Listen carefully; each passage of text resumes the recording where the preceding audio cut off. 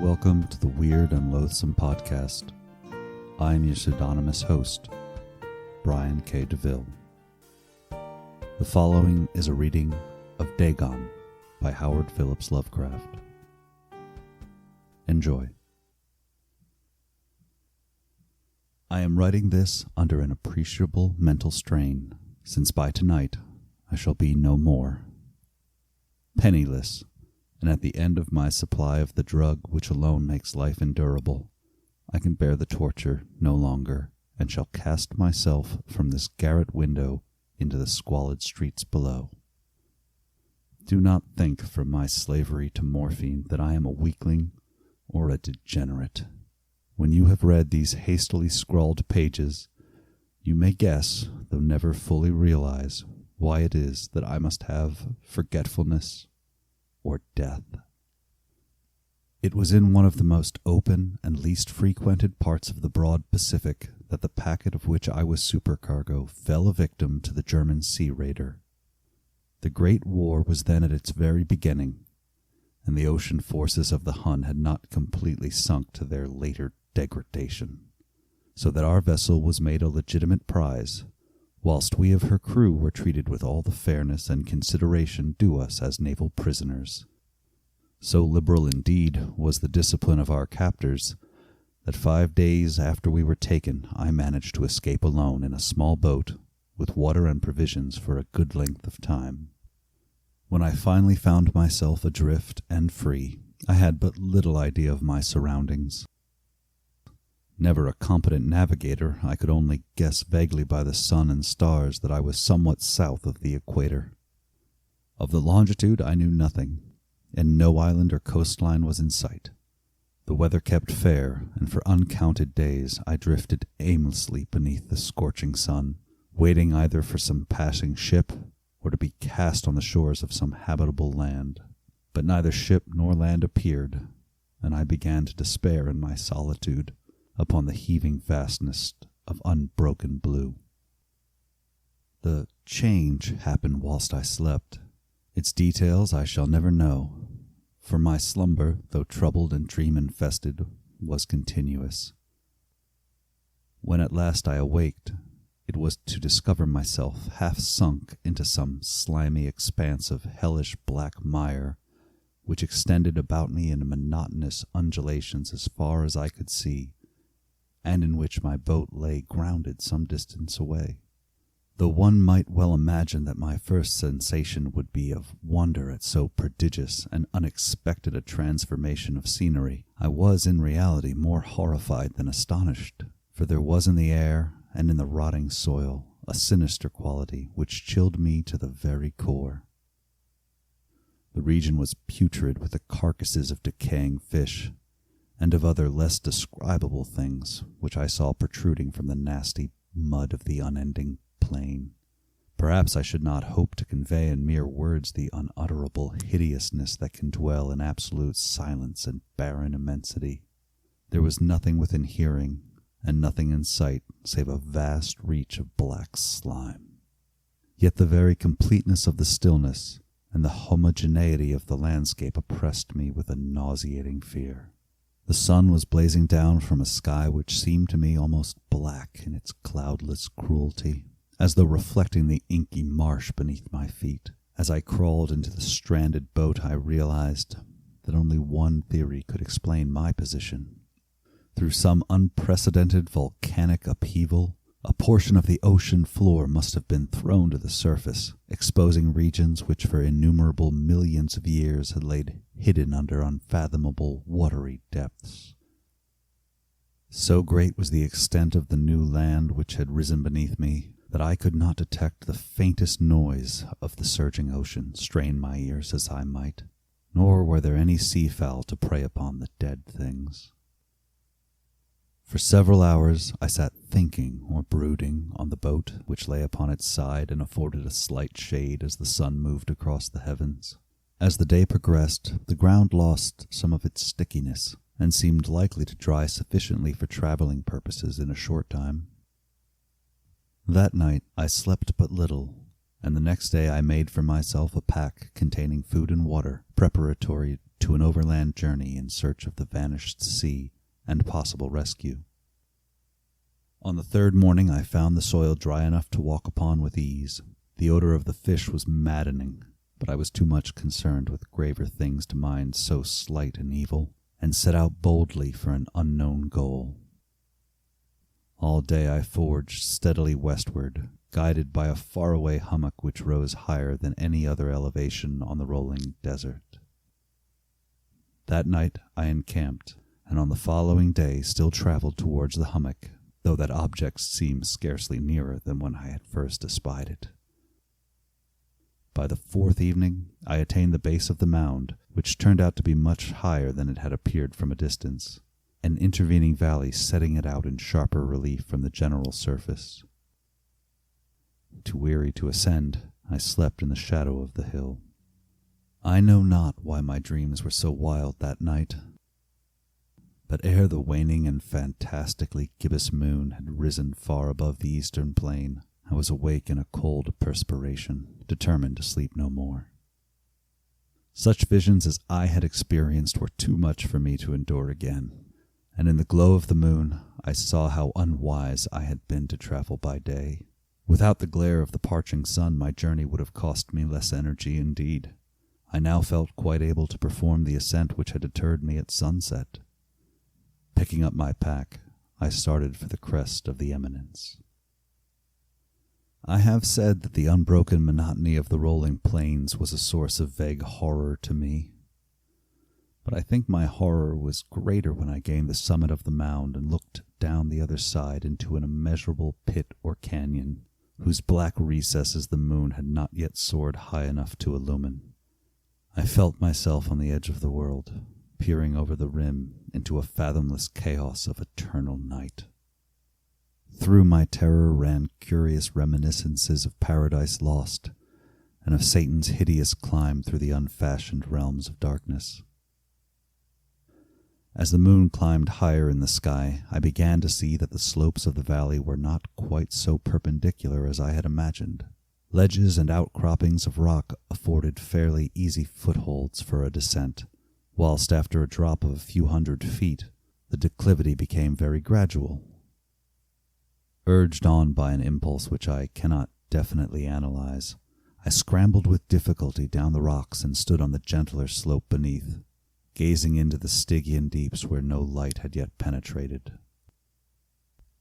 All at once my attention was captured by a vast and singular object on the opposite slope, which rose steeply about 100 yards ahead of me, an object that gleamed whitely in the newly bestowed rays of the ascending moon. That it was merely a gigantic piece of stone I soon assured myself, but I was conscious of a distinct impression that its contour and position were not altogether the work of nature. A closer scrutiny filled me with sensations I cannot express, for despite its enormous magnitude and its position in an abyss which had yawned at the bottom of the sea since the world was young, I perceived beyond a doubt that the strange object was a well-shaped monolith whose massive bulk had known the workmanship, and perhaps the worship, of living and thinking creatures. Dazed and frightened, yet not without a certain thrill of the scientist's or archaeologist's delight, I examined my surroundings more closely. The moon, now near the zenith, shone weirdly and vividly above the towering steeps that hemmed in the chasm, and revealed the fact that a far-flung body of water flowed at the bottom, winding out of sight in both directions, and almost lapping at my feet as I stood on the slope. Across the chasm, the wavelets washed the base of the Cyclopean monolith, on whose surface I could now trace both inscriptions and crude sculptures. The writing was in a system of hieroglyphics unknown to me, and unlike anything I had ever seen in books, consisting for the most part of conventionalized aquatic symbols, such as fishes, eels, octopi, crustaceans, mollusks, whales, and the like. Several characters obviously represented marine things which are unknown to the modern world, but whose decomposing forms I had observed on the ocean-risen plain. It was the pictorial carving, however, that did most to hold me spellbound. Plainly visible across the intervening water on account of their enormous size were an array of bas-reliefs whose subjects would have excited the envy of a Doré. I think that these things were supposed to depict men, at least a certain sort of men, though the creatures were shown disporting like fishes in the waters of some marine grotto, or paying homage to some monolithic shrine which appeared to be under the waves as well. Of their faces and forms I dare not speak in detail, for the mere remembrance makes me grow faint. Grotesque beyond the imagination of a Poe or a Bulwer, they were damnably human in general outline, despite webbed hands and feet, shockingly wide and flabby lips, glassy, bulging eyes, and other features less pleasant to recall. Curiously enough, they seem to have been chiseled badly out of proportion with their scenic background, for one of the creatures was shown in the act of killing a whale, represented as but little larger than himself. I remarked, as I say, their grotesqueness and strange size, but in a moment decided that they were merely the imaginary gods of some primitive fishing or seafaring tribe. Some tribe whose last descendant had perished eras before the first ancestor of the Piltdown or Neanderthal man was born. Awestruck at this unexpected glimpse into a past beyond the conception of the most daring anthropologist, I stood musing whilst the moon cast queer reflections on the silent channel before me. Then suddenly I saw it. With only a slight churning to mark its rise to the surface, the thing slid into view above the dark waters. Vast, Polyphemus-like and loathsome, it darted like a stupendous monster of nightmares to the monolith, about which it flung its gigantic, scaly arms the while it bowed its hideous head and gave vent to certain measured sounds. I think I went mad then. Of my frantic ascent of the slope and cliff, and of my delirious journey back to the stranded boat, I remember little. I believe I sang a great deal, and laughed oddly when I was unable to sing. I have indistinct recollections of a great storm some time after I reached the boat. At any rate, I know that I heard peals of thunder and other tones which nature utters only in her wildest moods. When I came out of the shadows, I was in a San Francisco hospital, brought thither by the captain of the American ship which had picked up my boat in mid-ocean. In my delirium I had said much, but found that my words had been given scant attention. Of any land upheaval in the Pacific my rescuers knew nothing, nor did I deem it necessary to insist upon a thing which I knew they could not believe.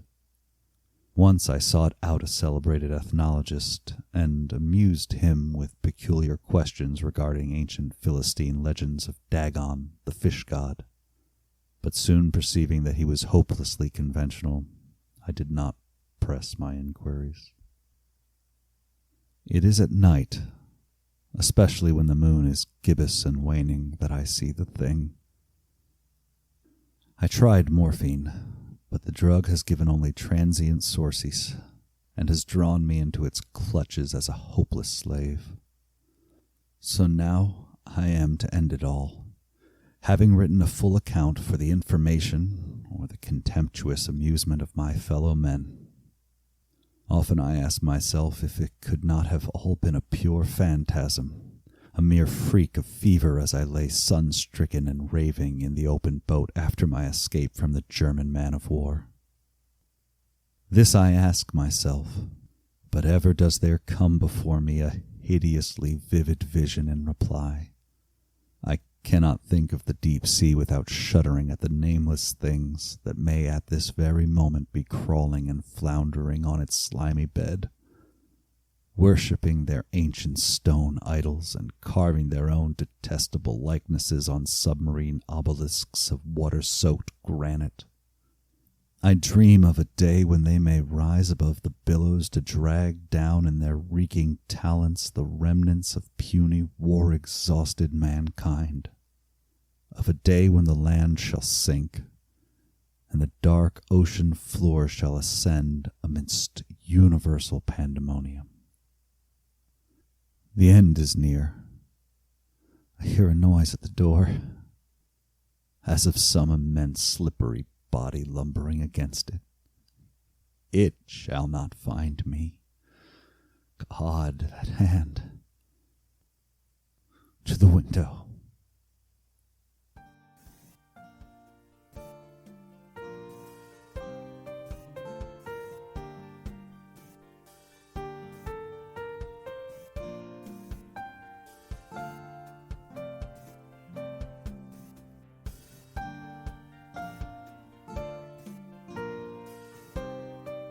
The preceding has been a reading of Dagon by H.P. Lovecraft. The story was written in 1917 and first published in 1919. It is in some ways a stereotypically Lovecraftian story. It features a first-person narrator who has been mentally and emotionally wrecked by his glimpse of some cosmic terror. Additionally, that terror came in the form of a horror at sea, or from the depths. Also, it is a story that contains no dialogue, which is something that Lovecraft would eventually incorporate more frequently, but Dagon is a relatively early piece for him. It contains only a dash of the trademark xenophobic racism that is found in so many Lovecraftian stories. It includes both the fear of the other and outsiders and primitive people in general, but also a particularized fear of beings which Lovecraft describes as being nearly but not quite human. And also the story contains what might be the most signature aspect of a Lovecraft protagonist, in that our protagonist faints dead away during the course of the story. Nevertheless, the overall story is compelling as a horror piece and a wonderful introduction to Lovecraft, if you haven't previously experienced it. Also, it's worth noting that this story contains the use of both the words weird and loathsome, and for all of the above reasons, Dagon is a particularly fitting opener for the podcast. This is Brian K. DeVille, and I hope that you have enjoyed this weird and loathsome podcast.